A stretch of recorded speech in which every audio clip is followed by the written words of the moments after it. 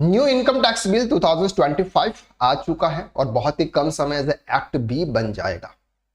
उसमें एक वर्ड्स है जिसका नाम है टैक्स ईयर। तो आज की इस वीडियो में हम डिटेल में समझते हैं कि सर एक्चुअल में ये टैक्स ईयर क्या है, प्रीवियस यानी कि इनकम टैक्स एक्ट 1961 के अंदर जो वर्ड्स थे उसका और टैक्स ईयर के बीच में क्या डिफरेंसेस है वो आज हम इस वीडियो के अंदर डिटेल में कवर करते हैं। सबसे पहले हम समझते हैं सर 1961 का जो हमारा इनकम टैक्स है उसमें दो वर्ड्स यहां पर दे रखे थे, एक था सर प्रीवियस ईयर और एक था सर असेसमेंट ईयर।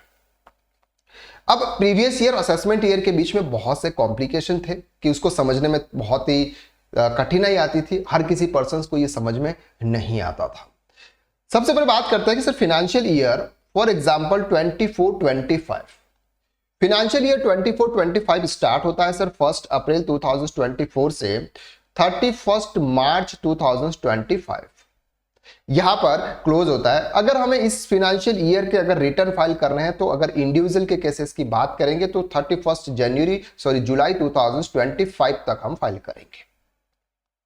ये जो होता है as a accounting point of view से इसको बोलते हैं फाइनेंशियल ईयर, लेकिन इनकम टैक्स के पॉइंट ऑफ व्यू से इसको बोला जाता है सर प्रीवियस ईयर। यानी कि ये क्या जाता है सर प्रीवियस ईयर, और जिस ईयर में आपका इनकम टैक्स रिटर्न फाइल होता है उसको बोलते हैं असेसमेंट ईयर। अब यहां पर सर आपका फाइनेंशियल ईयर कौन सा होता है सर 25-26 यानी कि 1 अप्रैल 2025 से लेके 31 मार्च 2026 के बीच में आप इनकम टैक्स रिटर्न फाइल करोगे, यानी कि ये डेट इसके बीच में आती है। तो यहां पर असेसमेंट ईयर कौन सा हो जाएगा 25-26 और प्रीवियस ईयर हो जाएगा 24-25। तो यहां पर तीन वर्ड्स यहां पर आते थे। अकाउंटिंग पॉइंट ऑफ व्यू से था सर अकाउंटिंग ईयर यानी कि नॉर्मल जो ईयर होता है वो था, फाइनेंशियल ईयर जिसको हम बोलते हैं। इनकम टैक्स में इसी फाइनेंशियल ईयर को बोलते थे सर प्रीवियस ईयर, और normally income tax point of view से बोला जाता है सर असेसमेंट ईयर। ये एक ही के तीन नाम होते थे अलग अलग तरीके से। अब इन न्यू इनकम टैक्स बिल के अंदर उन्होंने क्या किया सर, ये जो दो वर्ड्स है प्रीवियस ईयर और असेसमेंट ईयर, इन दो वर्ड्स को उन्होंने हटा दिया। अब इन दो वर्ड्स को हटाकर उन्होंने क्या कर दिया सर, सिंपल, अगर आप फाइनेंशियल ईयर 26-27 का अगर आप इनकम टैक्स रिटर्न फाइल करोगे तो आपके इनकम टैक्स यानी कि जो एक्नॉलेजमेंट होगा या फिर जो इनकम टैक्स फॉर्म होगा वहां पर आपको लिखा आएगा सर टैक्स ईयर 2026-27।